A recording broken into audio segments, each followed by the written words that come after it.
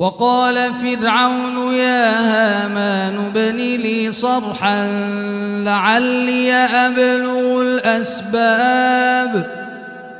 أسباب السماوات فأطلع إلى إله موسى وإني لأظنه كاذبا وكذلك زين لفرعون سوء عمله وصد عن السبيل وما كيد فرعون إلا في تباب.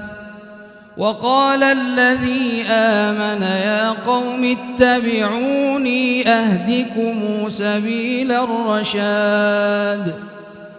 يا قوم إنما هذه الحياة الدنيا متاع وإن الآخرة هي دار القرار.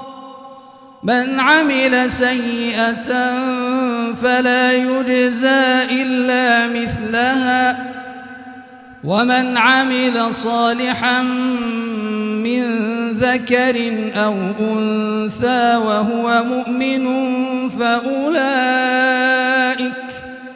فأولئك يدخلون الجنة يرزقون فيها بغير حساب.